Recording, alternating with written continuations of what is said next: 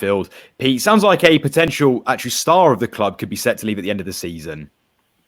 Yeah, Thiago will look like he's leaving Anfield come the end of the season when his contract does expire. It's been a real disappointing time, I think, not just for Thiago, but also probably for Liverpool fans, because he has shown glimpses of what he can do when he is fit, but his injury record has just sort of restricted his impact at Anfield since his arrival from Bayern Munich in 2020. As I said, a world-class operator on his day when he is fit, but he just hasn't been fit enough. He's only played around 5 minutes this season when he made that cameo appearance against Arsenal in February, and before then he'd been out since April with injury problems. I think he picked up injury against West Ham at the back end of last season and then was working his way back to fitness. Liverpool were hoping that he might be fit to help them in the second half of the season. As I said, he made that late appearance against Arsenal, but then straight after that game picked up another injury, and it's just been a catalogue of injuries for Thiago during his time on Merseyside as well, which has been disappointing for the player himself, because I'm sure it takes a lot of mentality to sort of battle back and recover from these injuries. And as I said, he's now 33 years old.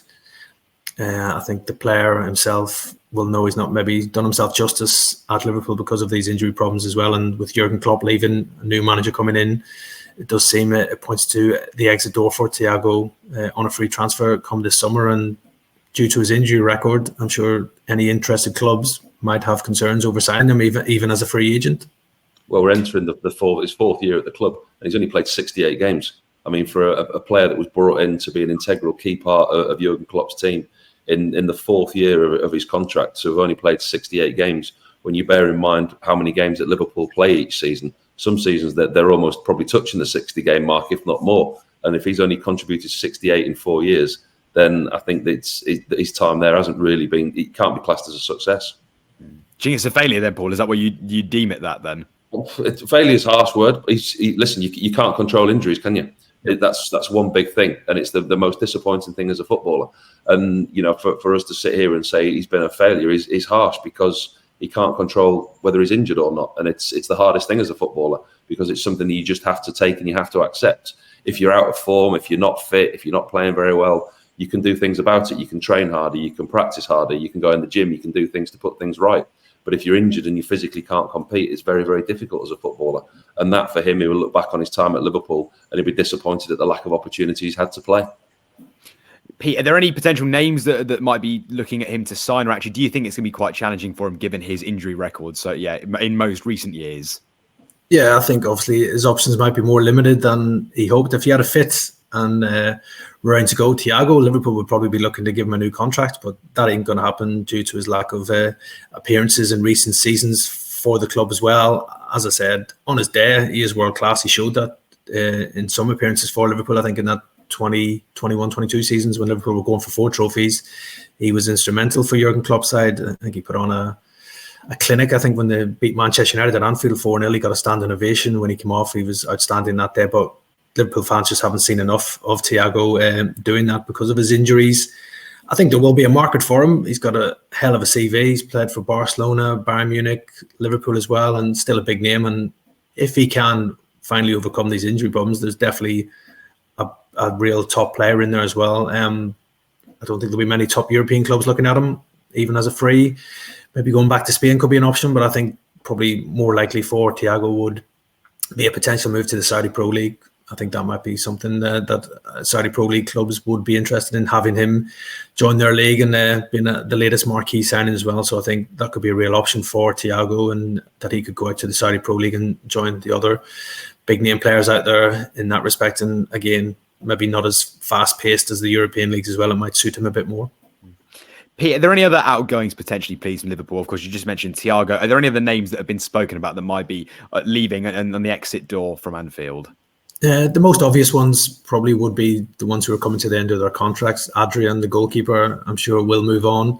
He's been at the club for quite a few years now, acting as a backup to Alisson and Quavine Kelleher. He's not figured at all really for them. He's just been there helping out the other goalkeepers, I think. So he'll probably move on. Obviously, Joel Matip, I think, will he'll probably leave Anfield as well. He's been very unlucky, obviously, this season. Matip picking up that serious knee injury earlier in the season when he was starting as a regular alongside Virgil van Dijk in Liverpool's defence. So if he had stayed fit, there was a real opportunity for him maybe to get a new contract at Liverpool. But I think now with his contract expiring and off the back of this serious injury, I would imagine Joel Matip will leave. And obviously with Matip and Thiago both leaving as free agents, it'll free up a bit of money for Liverpool on the wage bill, because Thiago for sure was definitely one of the higher earners at the club as well, and Matip was on a decent deal as well. So yeah, Liverpool probably see those three players leave on a free transfer. But for Liverpool, it's difficult for them to make any decisions right now because they don't know who the manager is going to be. So until that's resolved, I don't think there'll be too many other decisions on other potential exits at the club. Are there any potential names to discuss, Pete, that could be sort of targets going into the summer? We know, of course, one name to mention, Fabio Carvalho on loan at Hull. Could he potentially revive his career at Anfield next season, Pete? Could he step into a role and become a bit effectively like a Harvey Elliott and play more of a squad role and feature more regularly in the first team? Well, yeah, you look at it. It's a new opportunity for Fabio Carvalho. Whoever the new manager is at Liverpool, I'm sure Carvalho will return to pre-season training and the new manager will cast an eye over him and see if he is going to fit into his plans. So like Carvalho and everybody at Liverpool next season, it's a clean slate.